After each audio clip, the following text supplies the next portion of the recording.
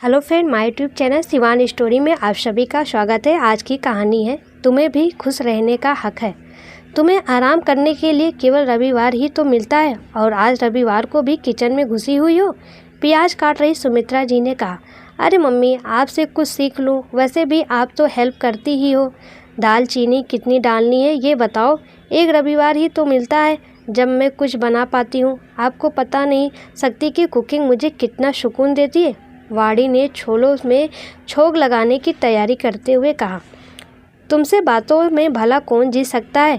आधा इंच दालचीनी का टुकड़ा ले ले, तू खुद भी सब जानती है, सब कुछ तो कितना अच्छा बनाती है, हर काम में परफेक्ट है। काश तेरी ज़िंदगी भी परफेक्ट हो जाती।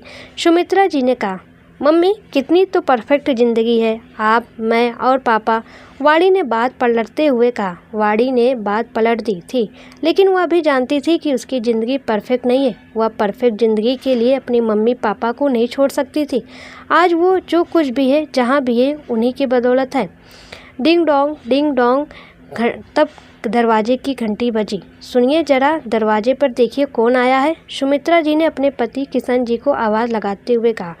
वाड़ी के साथ ऑफिस में काम करने वाला वैभव आया। किशन जी ने आवाज़ लगाते हुए कहा, वैभव लेकिन आज छुट्टी वाले दिन क्यों। वाड़ी ने मन ही मन सोचा, बेटा वाड़ी जरा जल्दी बाहर तो आ जाओ, वैभव की मम्मी पापा भी आए। किशन जी ने मेहमानों का ड्राइंग रूम में बैठाते हुए कहा, तुम जाओ। वाड़ी के हाथ से कलछली लेते हुए सुमित्रा जी ने कहा, अरे मम्मी छोले तो बन जाने दीजिए, पापा तो हैं ही।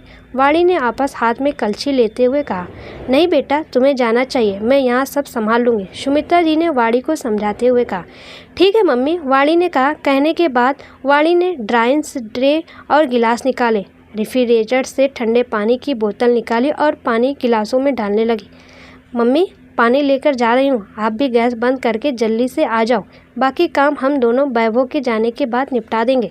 वाड़ी ऐसा कहकर किचन से निकल गई थी। लो वाड़ी भी आ गई। वाड़ी को देखते ही किशन जी ने बोला, अरे आओ आओ बेटा, वैभव की मम्मी ने प्यार से कहा।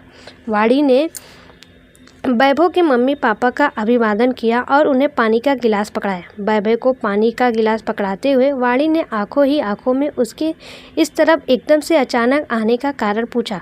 वैभव के जवाब देने से पहले ही वैभव की मम्मी ने कहा, भाई साहब वैभव तो सारा दिन वाड़ी का ही तारीफ करता रहता है, हमेशा कहता है कि वाड़ी हर काम में परफेक्ट है, ऑफिस में कभी किसी को शिकायत का कोई मौका नहीं देती।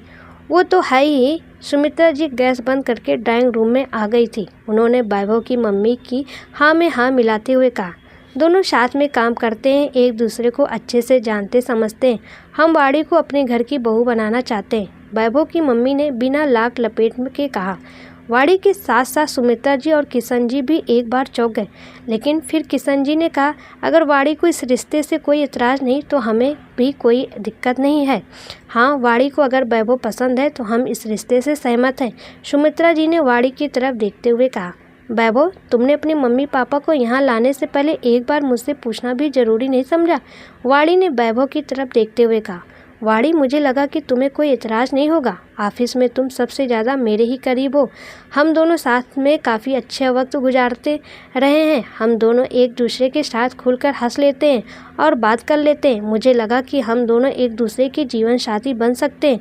तुम्हारे विचारों से मुझे महसूस हुआ कि मुझे बड़ों के जरिए ही बात करनी चाहिए। वैभव ने कहा, लेकिन वैभव मैं तुमसे शादी नहीं करना चाहती। वाड़ी ने कहा, क्यों, तुम किसी और को पसंद करती हो। वैभव ने पूछा, बेटा ये क्या तमाशा लगा रखा है, ये लड़की हमारे सामने ही हमारे बेटे का रिश्ता ठुकरा रही है, अब चलो यहाँ से। वैभव की मम्मी पापा ने नाराज़ होते हुए कहा, मम्मी पापा रुकिए, गलती तो मेरी ही है, एक बार वाड़ी की बात तो खत्म होने दीजिए। नहीं वैभव, मैं किसी और को पसंद नहीं करती, लेकिन मैं तुमसे ही क्या किसी और से भी शादी नहीं कर सकती। मैं इस घर की बेटी नहीं हूँ जिसका रिश्ता तुम मांगने चले आए हो, मैं इस घर की बहू हूँ, विधवा बहू।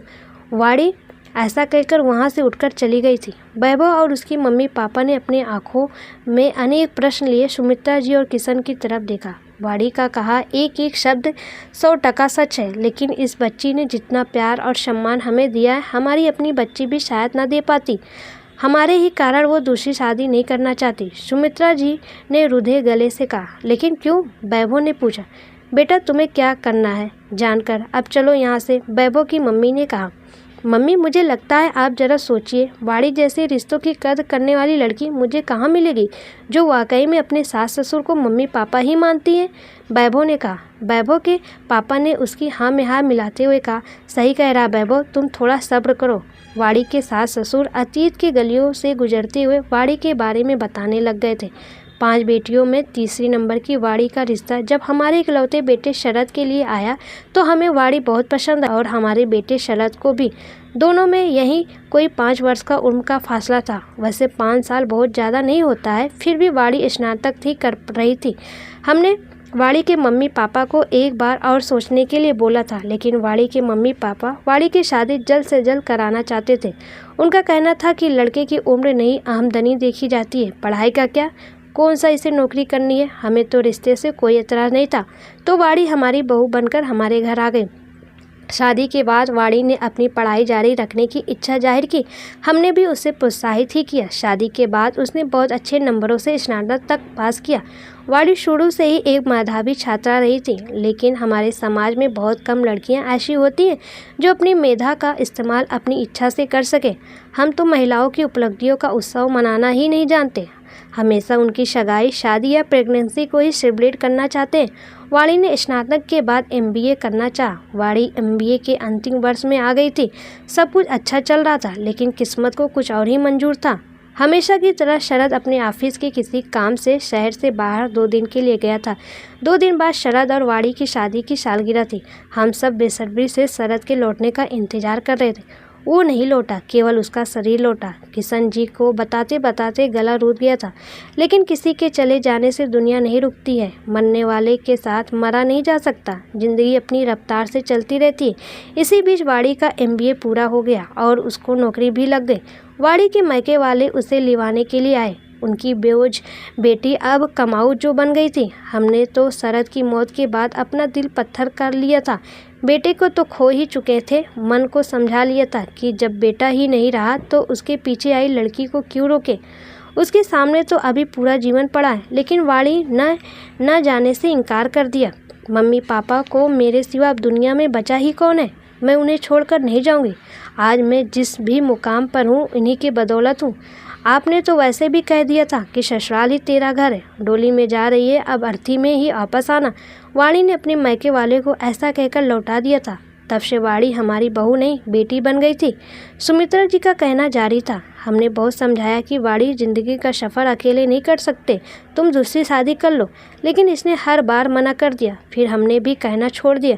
हमने मान लिया कि कितनी दूर दूर हो उन दोनों के रास्ते, लेकिन वो मिल ही जाते हैं जो बने हो एक दूजे के वास्ते। भगवान ने वाड़ी के लिए भी किसी को तो बनाया ही होगा।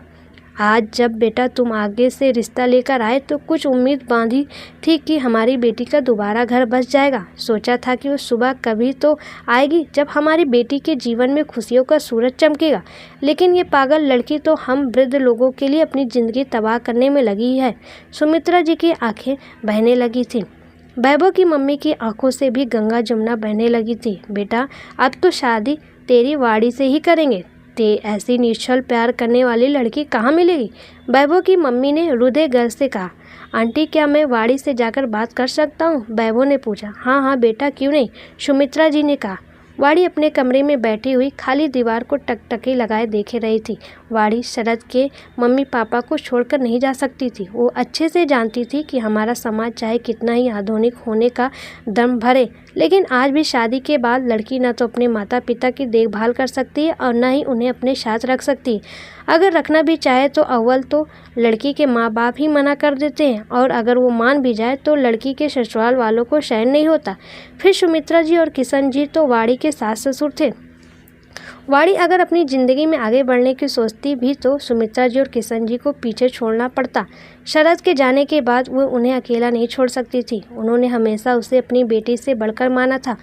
उसके खुद के माँ बाप ने कभी उसके सपनों की परवाह नहीं की थी, लेकिन रस्मों रिवाजों से बने माँ बाप ने उसे सपने देखने में ही नहीं बल्कि उन्हें पूरा करने के लिए भी प्रोत्साहित किया। वो अपने इन माँ बाप को अकेले उनके हाल पर छोड़ देना उसे नैतिक दृष्टि से ही नहीं भावनात्मक दृष्टि से भी गलत लगता था।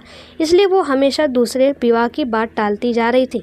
वैभव ने वाड़ी के कमरे के दरवाजे को धीरे से खटखटाया। दरवाज़ा खुला हुआ ही था, लेकिन वैभव ने शिष्टाचारवश दरवाजे पर लॉक किया था। वैभव के आने के संकेत से वाड़ी अपने विचारों की दुनिया से बाहर आ गई थी। उसने मुड़कर देखा तो दरवाजे पर वैभव को खड़ा पाया।